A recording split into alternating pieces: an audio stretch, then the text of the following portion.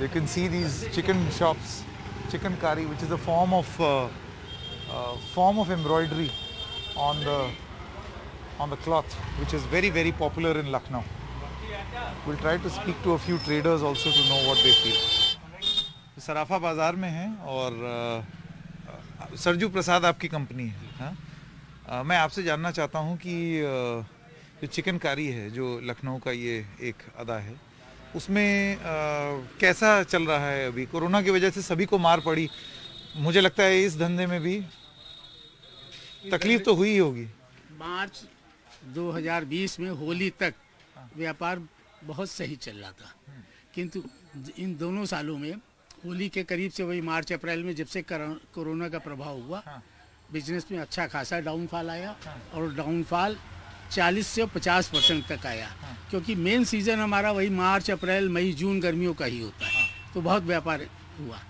अब की भी पिछले कुछ ही दिनों में कोरोना का उतना इफेक्ट नहीं था, तो अब जैसे जैसे गर्मी शुरू हो रही है, अब मौसम चेंज हो रहा है, अब व्यापार सुधर रहा है, परंतु जैसा हमेशा रहता था उस स्तर तक आने में मैं समझता हूँ अभी इस साल भी हम उस लेवल तक नहीं पहुँच पाएंगे। ये जो आपको क्या लगता है, एक बहुत बड़ा सेंटर है लखनऊ, चिकन एकमात्र मैन्युफैक्चरिंग सेंटर है, एकमात्र मैन्युफैक्चरिंग।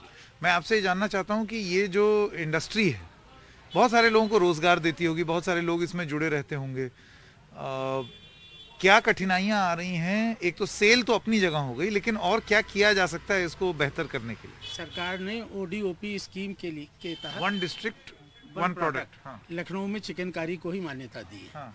उसकी वजह से कुछ सुविधाएं शुरू हुई हैं, किंतु लोकल मार्केट या इंडिया के अंदर जो मार्केट है वो चीज़ उससे गवर्न नहीं होती है। हालांकि ये GI में भी इसका प्रोविज़न है, तो जो अच्छे शोरूम्स हैं वो लोग तो GI के तहत लखनऊ चिकनकारी को पूरी मान्यता देते हुए अपने उस चीज़ को करते हैं। एक्सपोर्ट में इसका प्रभाव इफेक्ट ज़्यादा आएगा ODOP के अंतर्गत इसको लेने के लिए, क्योंकि ये रिकॉग्नाइज्ड होगा कि लखनऊ की चिकनकारी है और लखनऊ से ही इसकी होगी।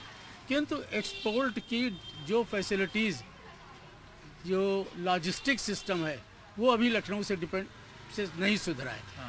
वो अभी हम दिल्ली के ऊपर ही डिपेंड करते हैं, और उस जो बायर भी आता है वो अधिकतर दिल्ली, बॉम्बे या जयपुर वहीं आता है, और तो हम लोग एक तरीके से डायरेक्ट एक्सपोर्टर्स लखनऊ में नहीं डेवलप हो पा रहे हैं, इस चीज़ की समस्या।